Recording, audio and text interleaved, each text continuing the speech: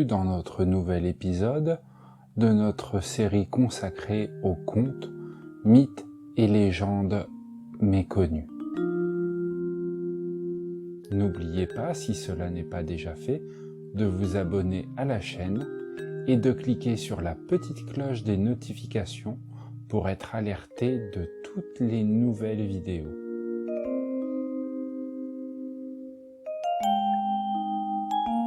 Merci à Abdel pour la musique.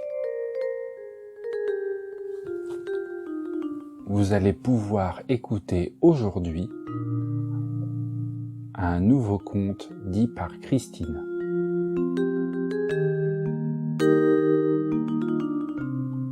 Je vous souhaite un agréable moment et une excellente écoute.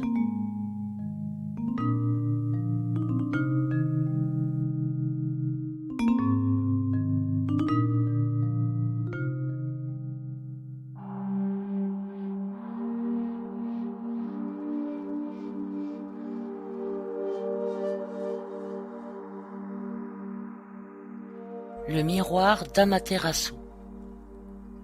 Dans les temps très anciens, il y avait un kami, une divinité nommée Amaterasu qui régnait sur le monde et le Japon.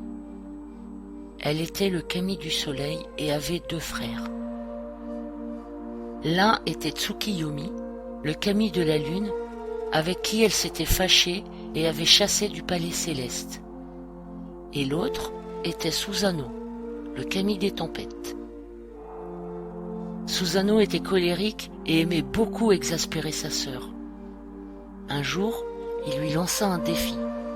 Celui qui réussirait à créer 5 kami femelles serait gagnant et disposerait du palais céleste. Amaterasu accepta et prit l'épée de son frère qu'elle cassa en 3 morceaux qu'elle mangea avant de les recracher pour créer 5 kami masculins. Susanoo, à son tour, prit le collier de sa sœur, le mangea et le recracha pour former 5 kami femelles. Il se déclara vainqueur et se moqua de sa sœur. Celle-ci, folle de rage de l'affront de son frère, le chassa. Celui-ci, vexé, revint quelque temps plus tard au palais céleste et lança le corps d'un cheval qu'il venait de décapiter dans la salle où sa sœur brodait avec quelques-unes de ses courtisanes. L'une d'entre elles eut tellement peur qu'elle se planta son aiguille dans la poitrine et en mourut. Amaterasu chassa son frère à nouveau et pour montrer sa contrariété, s'enferma dans une caverne obscure, privant le monde de sa lumière en déclarant qu'elle n'en sortirait plus jamais. Si au début les autres kami ne prirent pas au sérieux la menace d'Amaterasu, après quelque temps ils se réunirent et convinrent qu'il fallait trouver une solution pour faire sortir le kami du soleil de sa cachette. Beaucoup de solutions furent avancées, mais aucune ne fonctionna. Après un long moment, c'est Uzume, le kami de la gaieté et de la bonne humeur, qui prit la parole en disant qu'elle avait une solution. Elle demande aux autres kami de disposer un immense miroir devant l'entrée de la grotte, et ceci fait, se mit à effectuer une danse lascive et grotesque.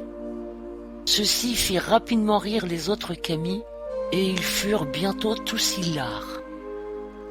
Dans sa caverne, Amaterasu entendit les éclats de rire, et malgré ses efforts, elle glissa un œil au dehors.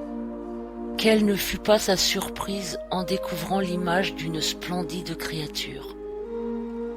Elle demanda pourquoi les autres kami riaient autant.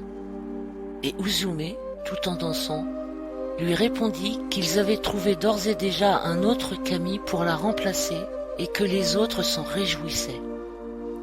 Amaterasu, piqué dans son orgueil et n'ayant pas remarqué que ce n'était en fait que son reflet qu'elle avait aperçu, sortit de la caverne pour voir de plus près qui avait bien pu prendre sa place aussi vite. Dès qu'elle fut sortie, les autres kami tendirent une corde magique devant l'entrée de la caverne, interdisant d'y entrer.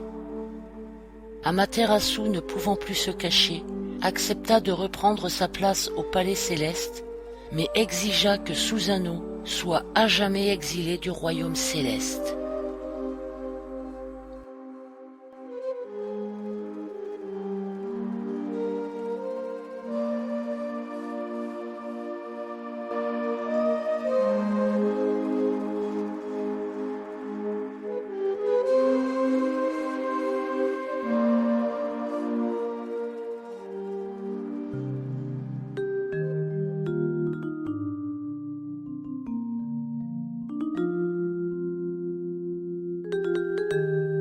cet épisode touche à présent à sa fin. J'espère que vous avez passé un agréable moment. Et je vous dis à tout bientôt pour un nouvel épisode.